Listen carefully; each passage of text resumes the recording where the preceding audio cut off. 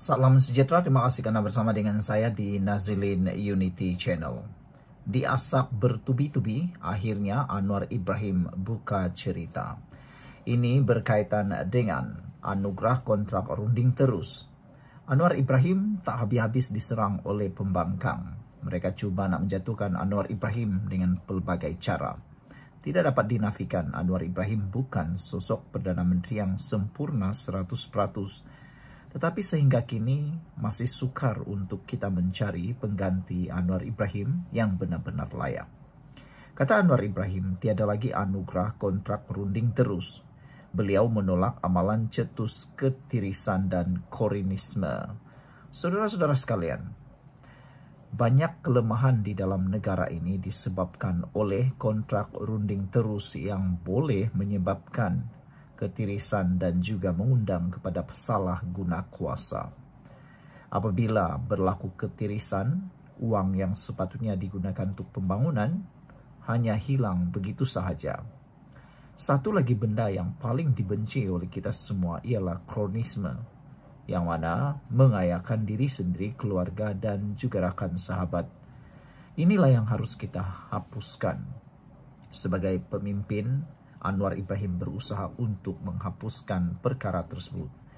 Datuk Seri Anwar Ibrahim menegaskan budaya penganugerahan kontrak secara runding terus boleh diatasi dan tidak boleh diteruskan.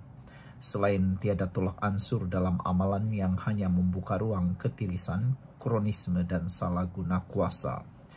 Justru Perdana Menteri yang juga Menteri Keuangan berkata, seluruh jentera dan sendi kekuatan kerajaan mesti patuh dan tunduk pada hukum dan undang-undang, bukan sebaliknya, kata beliau.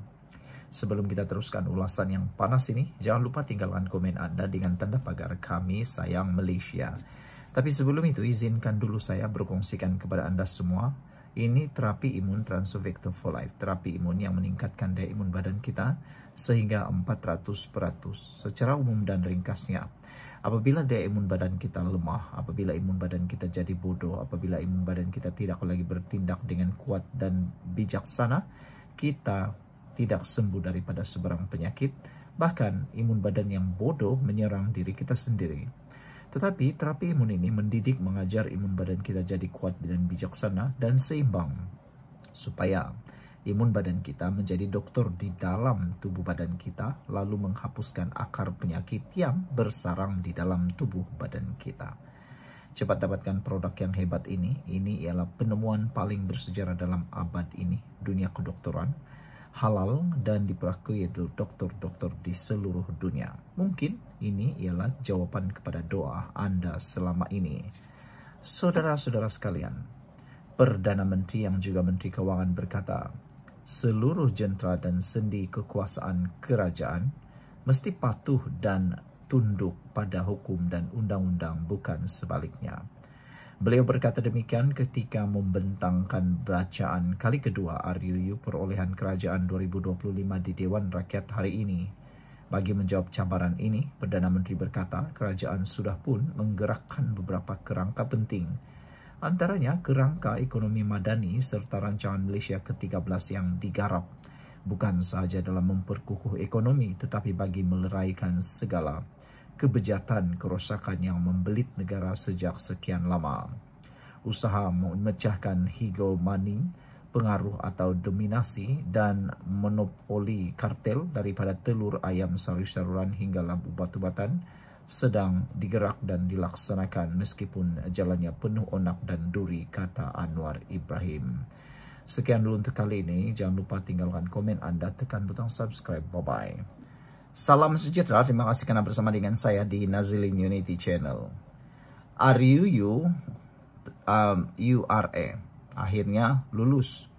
Anda tonton dulu video ini, baru kita ulas apa yang berlaku sebenarnya. Banyak rahasia terbongkar dan banyak persoalan yang mula timbul.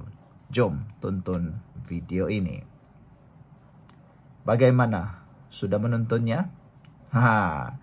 Di dalam pengumuman yang dibuat oleh Speaker Dewan Rakyat sebentar tadi, menunjukkan satu jumlah nombor yang sangat mengejutkan kita, yaitu beliau menulis atau menyebut ada 148.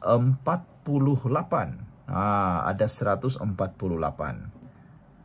Dalam RUU tersebut diumumkan bahwa seramai 148 ahli parlimen menyokong ruang undang-undang itu dibacakan untuk kali kedua. Baik. Jumlahnya mengejutkan kita. Tidak hadir 17. Tidak mengundi pula 57. Kita nak ulas sebenarnya di sini. Di mana pembangkang yang kata mereka paling ramai undi? Ini kali kedua pembangkang kalah teruk dalam undian di parlimen.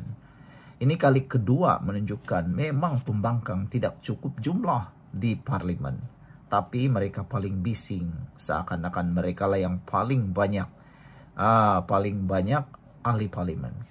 Setakat ini pada 27 Ogos 2025, angka rasmi yang pernah dipetik terbaru oleh Zahid Hamidi ialah Anwar dikatakan mempunyai sokongan ahli parlimen seramai 154 ahli parlimen, lebih 2/3 majoriti. Kenyataan itu dilaporkan pada 13 Julai 2025.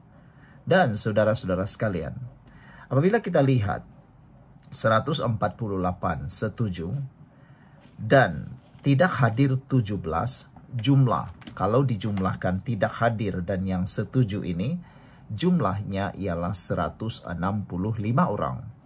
Makna kata Anwar Ibrahim memiliki undi yang sangat cukup banyak.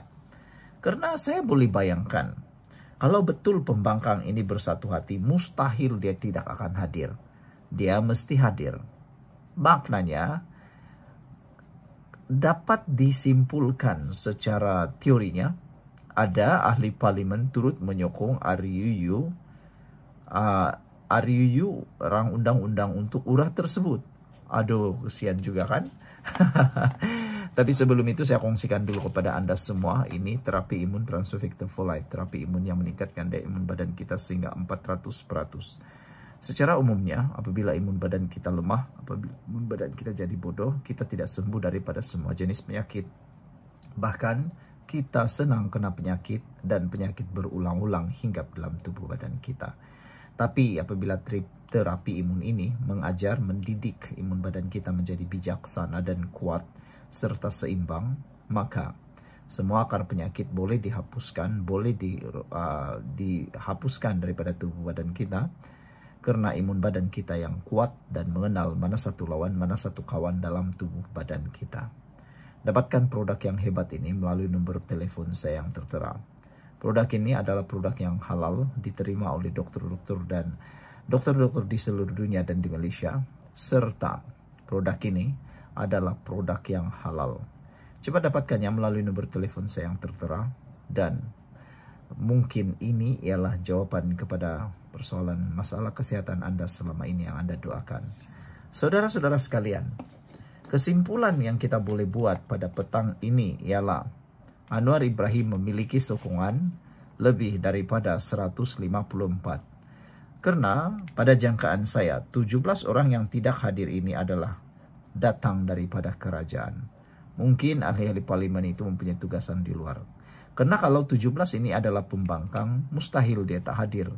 Karena mereka perlu kalahkan Anwar melalui undian RUU tersebut. Malangnya, jangankan separuh, tak sampai separuh. Bahkan Anwar Ibrahim dapat undi secara kasarnya lebih daripada separuh, ataupun 2/3. Kalau 148 yang mengundi ini campur dengan 17, Anwar ada dapat 165 ahli parlimen mengundi. 165 ahli parlimen mengundi. Jadi, yang masih bersama dengan Perikatan Nasional yang tak mengundi RUU ini ialah seramai 57 orang. Hairan kan? Mereka tidak undi, tapi tidak juga menentang. Sepatutnya, kalau betul-betul mereka tidak setuju, janganlah tidak undi. Pergilah tentang ataupun tidak bersetuju. Tapi tak tahulah. Mungkin mereka tahu sebenarnya RUU untuk URA ini adalah RUU yang baik, sebenarnya baik. Itu sebabnya mereka mungkin teragak-agak untuk menyetujui RUU tersebut. Sebelum kita berpisah, jangan lupa tinggalkan komen Anda dengan tekan butang subscribe. Kita jumpa lagi. Bye-bye.